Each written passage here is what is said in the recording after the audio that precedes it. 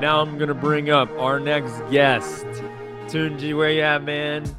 There he is. Hi, Demetrius. Thanks so much for the invitation. It's really exciting to be here. Hope you can see my slides coming through over there. And can Yep, you hear I'm me? gonna throw them up right now. So Excellent. everybody should see them. I'm gonna get rid of this shirt and the QR code so Excellent. people don't have to look at that because you got better stuff to talk about, dude. Oh, I don't know. So I love. super excited for this talk. I'll let you get rocking. All right. Thanks. Thanks so much. Yeah. Hi, everyone. Really excited to be here.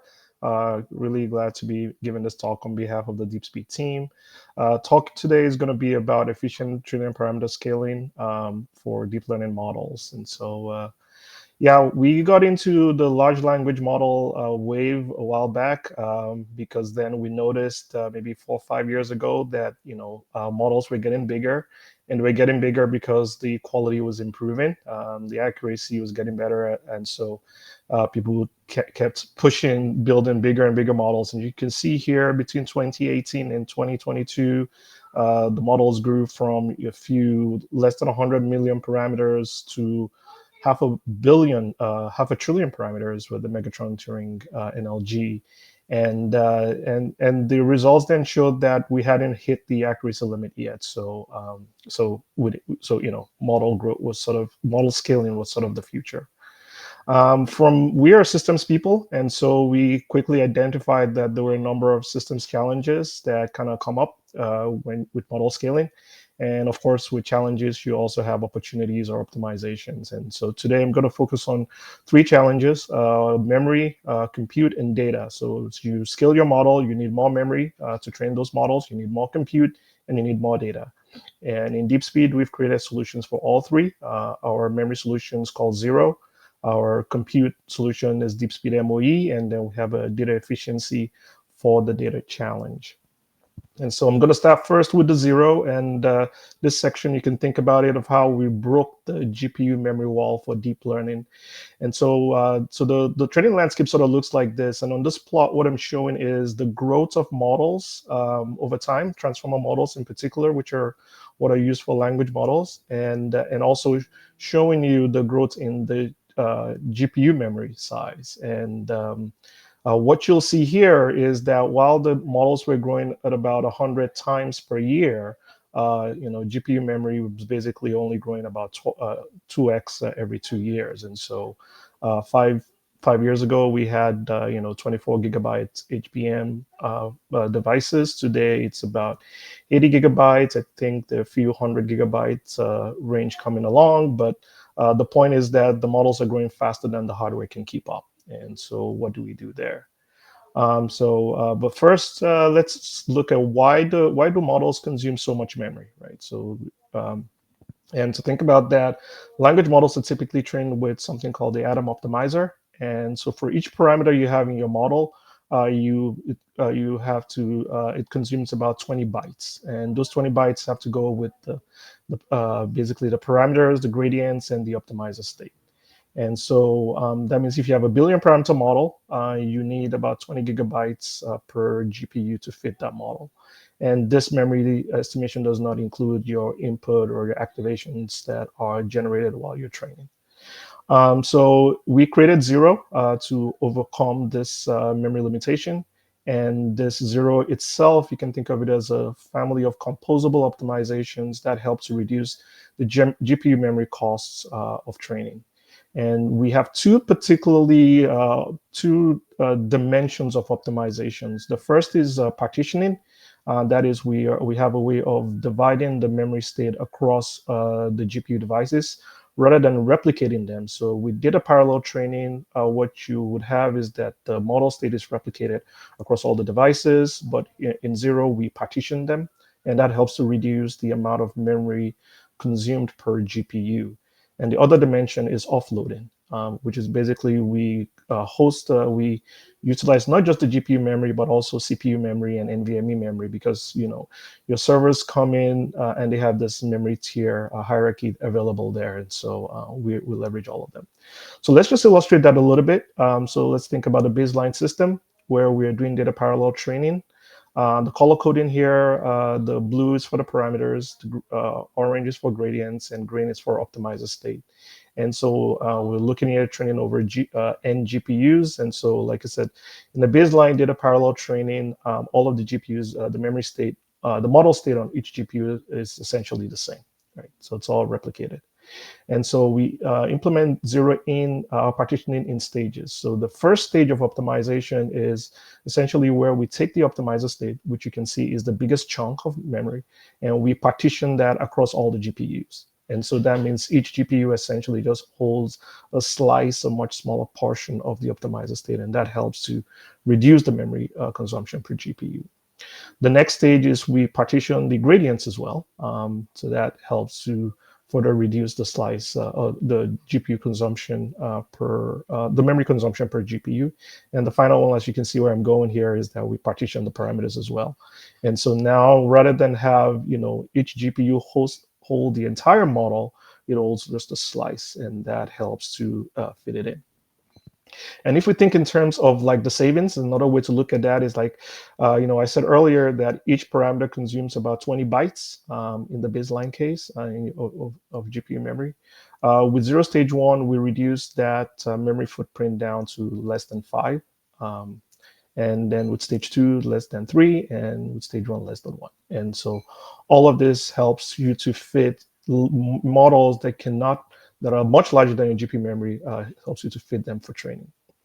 The other dimension that I mentioned was offloading. And so the idea there, like I said, is not just to keep the model state in GPU memory. And so the first work we did there is something we call zero offload.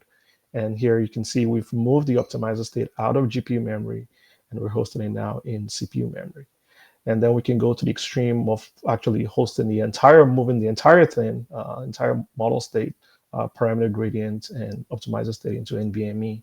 And we call this system zero infinity. And so with that, so what's the impact of all of these optimizations? Well, here's a plot that sort of shows that. It's the plot I showed earlier that was showing that transformers were growing at about 200 times every 2 years, while GPU memory was growing about 2 times every 2 years. Well, with DeepSpeed technologies, all of this technology that I just talked about, it actually allowed it's a system capability that allows you to support models that are growing at about 400 times every 2 years. So, so with the systems optimization from DeepSpeed, we're running ahead of hardware. We're enabling folks to train models well ahead of when the hardware is available to support that, and that's been pretty exciting and neat to see.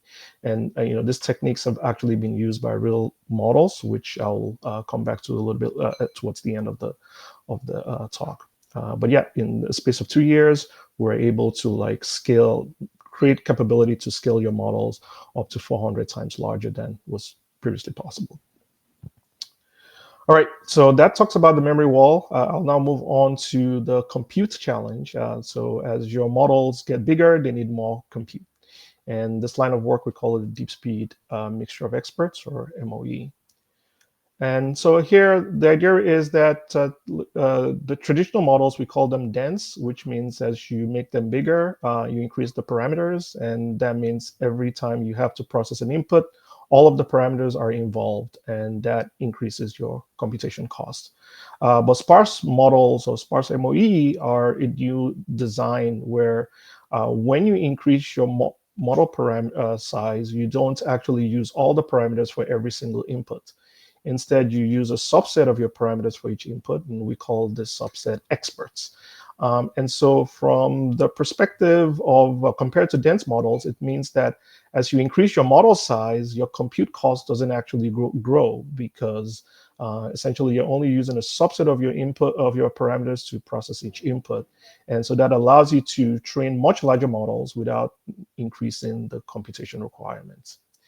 And so what this means is now we can train larger models cheaper in terms of compute. And so I'll illustrate that here with this example. So so here I'm showing validation loss and for different models, right? So the red curve is a 1.3 billion parameter dense model, and the sort of yellow curve is a 6.7 billion parameter dense model, so which is 5 times larger. And so just focusing on those two curves, what we see here is that you made the model 5 times larger, and you can see the quality impacts, right? It achieves much lower validation loss. It's a better model, essentially, but it's coming at 5 times the cost. The blue curve, on the other hand, is basically using a 1.3 billion parameter model size, but using 128 experts. And so from a computation costs perspective, this blue curve has the same computation cost as the red curve. But if you can see in terms of the model quality, it's actually matching the 6.7, the 5 times larger model. And so and this is not just for the validation loss, we can also look at sort of downstream evaluation. And there we see that, with the mixture of expert, with 5 times less compute, we are essentially getting the same model quality, right? So this helps us to tackle the compute requirements of model scaling. With MOE, for the same model quality, we're computing with much less compute costs. But that's not all we did there. There's another dimension to look here, which is that, I talked about 128 experts, but then, research has shown that typically you can't scale more than that. There's diminishing returns as you scale the number of experts. And so eventually you still have to scale, the base model. And so to do that efficiently, we designed a system called DeepSpeed TED, which essentially uses a 3-dimensional form of parallelism. We have the tensor parallelism, we have something called expert parallelism, and then the data parallelism. And by combining all these three, we're able to scale the base model, so scale it up significantly in addition to having more experts. And so with the 3D parallelism, here I'm comparing the DeepSpeed TED with just the baseline DeepSpeed MOE. And on the x-axis there, you're seeing the number of GPUs. The y-axis is showing, the parameter size in billions. And we're limiting ourselves to just 128 experts, and also tensor parallelism within a node. But the main takeaway here is that with the DeepSpeed TED with tensor parallelism, we're able to scale the base model size up to close to 5 times compared to just using regular DeepSpeed MOE. But with this, we did observe, though, like some interesting challenges came up where a big chunk of the time was spent in communication. So here we're showing, the performance, the iteration time, breaking it down in terms of the computes, which is sort of we label with order, and then various communication like all gather, all to all, and all reduce. And we see that about half of the time is spent in communication. And so with that, we applied different optimizations. The first one is something called duplicate token dropping. There we observed that there were duplication in how tokens were dropped, and so when that was taken up about 64, by optimizing that, we're able to reduce the all-to-all time by about 64%. Another optimization we did was communication-aware activation checkpointing, which brought about a 33% reduction in all reduced time. And so in combination, these two optimizations help to improve, DeepSpeed TED's performance by about 21% overall. And then the final results I have here is just we did some strong scaling. This was on the Summit supercomputer. And the main takeaway here is that as we increase the number of GPUs, we see a strong scaling result where this optimizations, we're bringing about a 20 to 29% speed ups compared to the DeepSpeed MOE baseline. And that's that for MOE. So then I'll move on to the data efficiency portion of it. And so why do we care about this? Well, with large model training, as the models scale, it's been observed that we also need more data to train them to good quality. And so here I'm kind of showing, on the x-axis, different model sizes over time, and then the scale of data that was used to train them.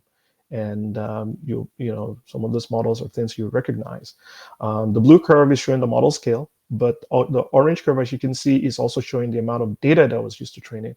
And you can see that that itself is also scaling even faster than the model size itself. And if we if we think about the overall cost for training the model, it's really a function of both the model size and the data size. And so we do need to control the data cost as well. And the way we've done that is by designing a framework called the Data Efficiency Framework. And this framework is based on the observation that by using efficient data sampling and data routing algorithms, we can actually achieve a lot of efficiencies with training. And so, for example, we could either achieve the same model quality using less data. So that would be one dimension. And so like the x-axis, we're showing, the percentage of data that's used for training. And on the y-axis, we're showing the model quality. And there we're showing that, we can reduce the amount of data to get to the same quality as a baseline, or we can achieve even higher quality if we, fix our data costs. And so that's what's this showing here. And the framework itself, we've designed it to be something that is modular and allows for flexible composition of various, sampling and routing algorithms. DeepSpeed is open source, and so we always welcome contributions. And so a lot of our solutions that we build them to be modular and extendable. And so that's the same thing we did here with the data efficiency framework. And so the things I would just want to call out here in terms of the framework is that here we have your data analyzer that's looking at your training data as it's coming in. And we are providing something called a data sampler. Traditionally, the baseline sampler is typically random data samples, but we created something called a curriculum learning. So it's a different kind of sampling algorithm that helps to improve data efficiency. And also then once the data has been fed into the model, we have a data router module, which can sometimes bypass certain layers. And with this, we just to be concrete, we've created two algorithms. One is curriculum learning, and the key idea behind there is that rather than processing your data in a random order, you should first sample them from the easiest samples to the hardest samples. And if you look at the paper, you get more of those details. The other algorithm, which has to do with the routing, is something called random layer-wise token drop-in. And that's just based on the observation that, the middle layers of your model can actually skip some of your tokens with minimal impact on the model quality. And so I'll just focus on, in the time lapse, focus on the curriculum learning and just show some of the results we had for GPT-2 evaluation. So the table that I'm showing here is showing the training time for 1.5 billion parameter model. We see there that the first row of results there is showing the baseline with a batch size of 512. The training time was about over 300 hours, training over 157 billion tokens, and this is some downstream results. And then the next two rows are showing curriculum learning in two modes in which you could use it. So the first row is showing if you use it in a way to reduce your data costs, and so you end up training in less time, less than half of the time, and you still end up achieving equivalent model quality as the baseline. As you can see there in terms of the Wikitext and Lambda results.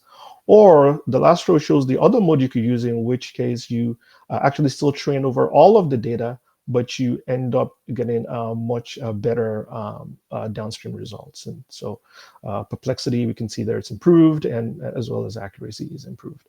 And so with curriculum learning, which is just one of the sampling algorithms that we provide in the data efficiency framework, you can achieve both, you can either reduce your training costs or get, better quality for the same costs. And so with all of those, I just wanted to sort of kind of, as I wrap up, sort of just step back and see this is sort of what DeepSpeed has been able to, the impact that DeepSpeed has had in the model training ecosystem. Like I said, it's an open source library, and so we do collaborate with a lot of external folks. And so DeepSpeed has been used to train pretty much most of the open source large models that you've heard of. And here's just a sampling of some of them. And so this is ranging from 5 billion parameter model to have a trillion parameter model, which was a collaboration with NVIDIA. DeepSpeed, DeepSpeed, you'll find DeepSpeed integrated into all of your favorite frameworks. It's a PyTorch-based library, and so you might have seen it, come across it even in your everyday use. And most recently, one direction we've been expanding on is our accelerator support. We started out as basically being just a CUDA library, but now we've expanded to other accelerators like AMD, the Habana Gaudis, and Intel, and there's even an Apple.